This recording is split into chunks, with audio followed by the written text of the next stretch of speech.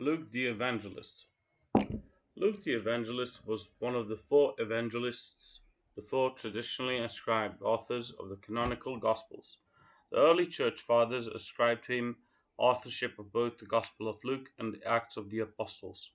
Prominent figures in early Christianity, such as Jerome and Eusebius, later reaffirmed his authorship, although a lack of conclusive evidence as to the identity of the author of the works has led to discussion in scholarly circles, both secular and religious. The New Testament mentions Luke briefly a few times, and the epistle to the Colossians refers to him as a physician, from Greek for one who heals. Thus he is thought to have been both a physician and a disciple of Paul. Since the early years of the faith, Christians have regarded him as a saint. He is believed to have been a martyr, reportedly having been hanged from an olive tree, though some believe otherwise. The Eastern Orthodox Church, the Roman Catholic Church, and other major denominations venerate him as Saint Luke the Evangelist, and as a patron saint of artists, physicians, bachelors, notaries, butchers, brewers, and others. His feast day is 18th October. Life. Many scholars believe that Luke was a physician who lived in the Hellenistic city of Antioch in ancient Syria, born of a Greek family, although some scholars and theologians think Luke was a Hellenic Jew. While it has been widely accepted that the theology of Luke Acts points to a Gentile Christian writing for a Gentile audience, some have concluded that it is more plausible that Luke Acts is directed to a community made up of both Jewish and Gentile Christians, since there is stress on the scriptural roots of the Gentile mission. See the use of Isaiah 49:6 in Luke Acts. DNA testing on what some Christian tradition holds to be his body has revealed it to be of Syrian ancestry. Whether Luke was a Jew or Gentile, or something in between, it is clear from the quality of the Greek language used in Luke Acts that the author held in Christian tradition to be Luke was one of the most highly educated of the authors of the New Testament. The author's conscious and intentional allusions and references to and quotations of ancient classical and Hellenistic Greek authors such as Homer, Aesop, Epimenides, Euripides, Plato, and Aratus indicate that he was familiar with actual Greek literary texts. This familiarity most likely derived from his experiences as a youth of the very homogeneous Hellenistic educational curriculum Encyclios Paideia, that had been and would continue to be used for centuries throughout the eastern Mediterranean. Luke's earliest mention is in the Epistle to Philemon, chapter 1, verse 24. He is also mentioned in Colossians 4:14 and 2 Timothy 4:11, both traditionally held to be Pauline epistles. See authorship of the Pauline epistles. Christian missionary and historian. Epiphanius states that Luke was one of the 70 apostles, Panarion 51:11, and John Chrysostom indicates at one point that the brother that Paul mentions in the second epistle to the Corinthians 8:18 is either Luke or Barnabas. Homily 18 on 2 Corinthians on 2 Corinthians 8:18. If one accepts that Luke was indeed the author of the gospel bearing his name in the Acts of the Apostles, certain details of his personal life can be reasonably assumed, while he does exclude himself from those who were eyewitnesses to Jesus' ministry. He repeatedly uses the word we in describing the Pauline missions and Acts of the Apostles, indicating that he was personally there at those times. The composition of the writings, as well as the range of vocabulary used, indicate that the author was an educated man. A quote in the Epistle to the Colossians differentiates between Luke and other colleagues of the circumcision. My fellow prisoner Aristarchus sends you his greetings, as does Mark, the cousin of Barnabas.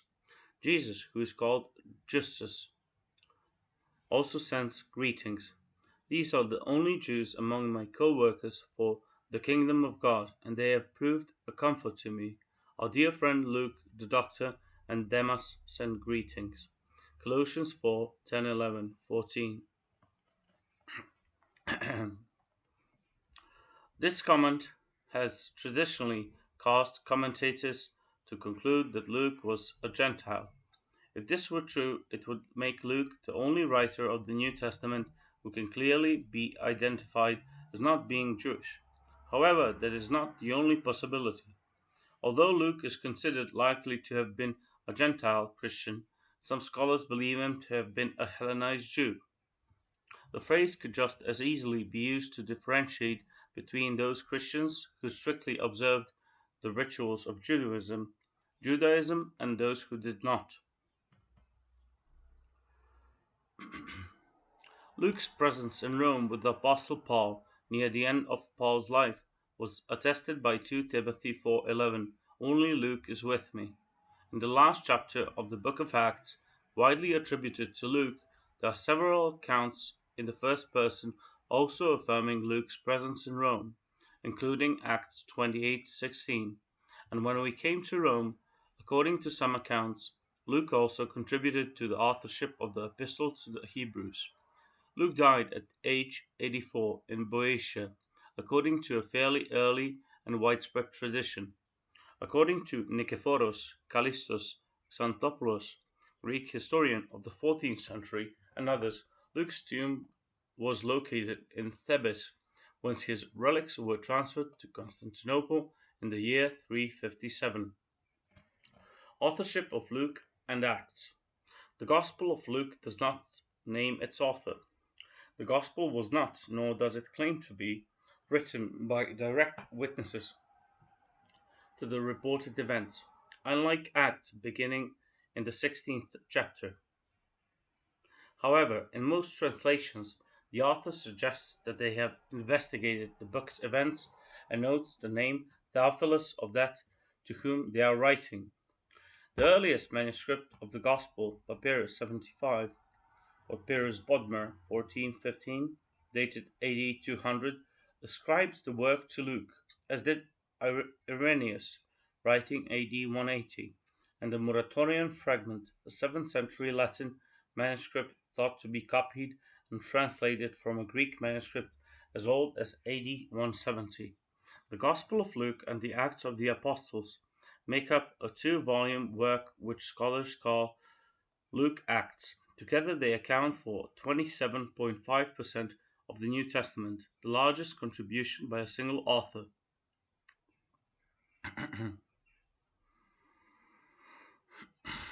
As a historian, most scholars understand Luke's works, Luke Acts, in the tradition of Greek historiography. Luke 1 1 to 4, drawing on historical investigation, identify the work to the readers as belonging to the genre of history.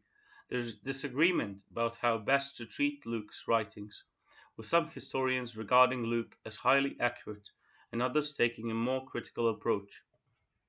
Based on his accurate description of towns, cities, and islands, as well as correctly naming various official titles, archaeologist William Mitchell Ramsay wrote that Luke is a historian of the first rank. Not merely are his statements of fact trustworthy, he should be placed along with the very greatest of historians. Professor of Classics at Auckland University, Edward Musgrave Blakelock wrote, "For accuracy of detail and for evocation of atmosphere, Luke stands in fact with Thucydides. The Acts of the Apostles is not a shoddy product of pious imagining, but a trustworthy record. It was the spade work of archaeology which first revealed the truth. New Testament scholar Colin Hammer has made a number of advancements in understanding the historical nature and accuracy of Luke's writings. On the purpose of Acts, New Testament scholar Luke Timothy Johnson has noted that Luke's account is selected and shaped to suit his apologetic interests, not in defiance of but in conformity to ancient standards of historiography. Such a position is shared by Richard Hurd, who sees historical deficiencies as arising from special objects in writing and to the limitations of his sources of information. In modern times, Luke's competence as a historian is questioned, depending upon one's a priori view of the supernatural, since post-Enlightenment historians work with methodological naturalism. Such historians would see a narrative that relates supernatural, fantastic things like angels, demons, etc., as problematic as a historical source.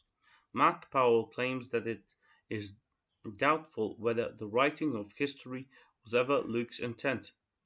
Luke wrote to proclaim, to persuade, and to interpret. He did not write to preserve records for posterity.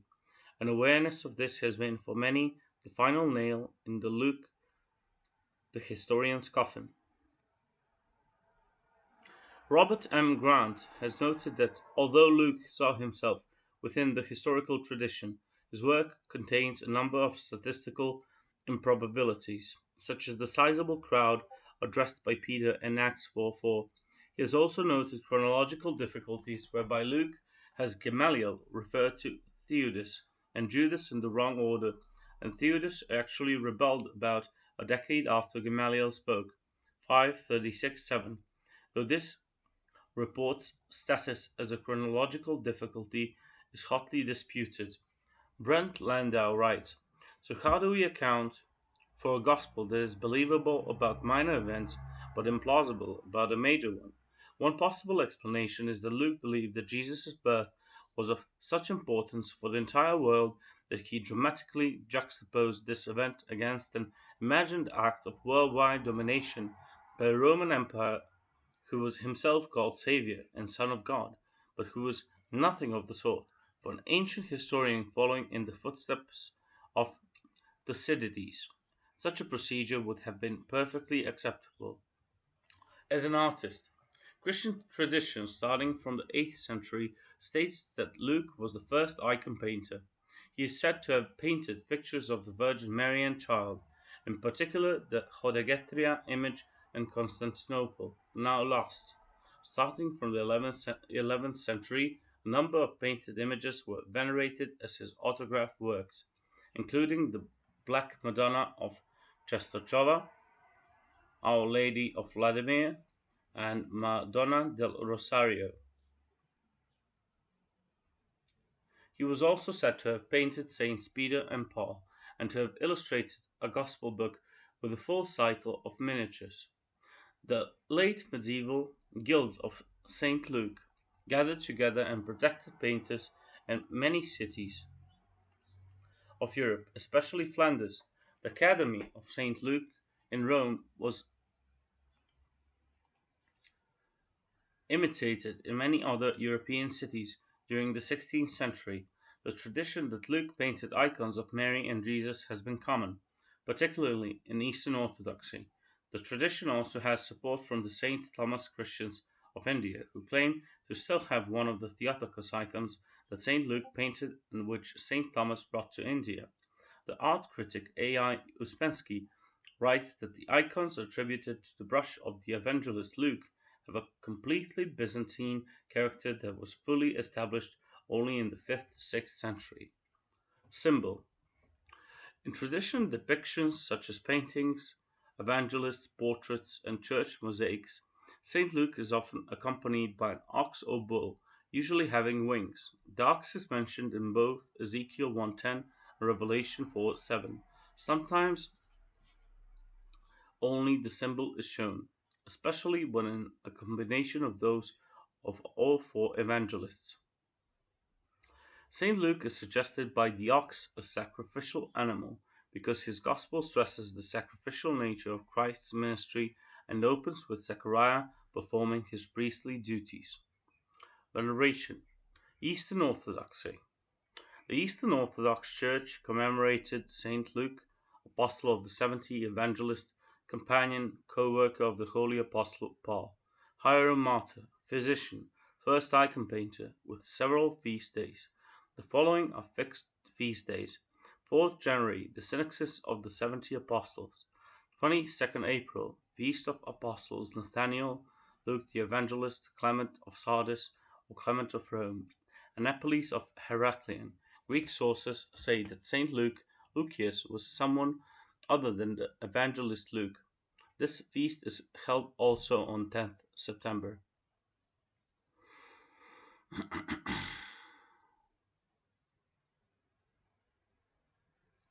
20th June, translation of the relics and garments of the apostles Luke, Andrew, and Thomas, the prophet Eliseus, and martyr Lazarus of Persia, were found 960 during the time of the Emperor Romanus Lecapenus, 919-44, in the monastery of Saint Augusta into the Church of the Holy Apostles in Constantinople under Emperor Constantine Porphyrogenitus, 956-70, by Saint Patriarch Polyeuctus of Constantinople, 956-70. 10th September, Feast of Apostles of the 70, Nathaniel, Luke the Evangelist, Clement of Sardis, or Clement of Rome, and Apelles of Heracleon. Greek sources say that Saint Luke, Lucius, was someone other than the Evangelist Luke. The commemoration is held again on 22nd April.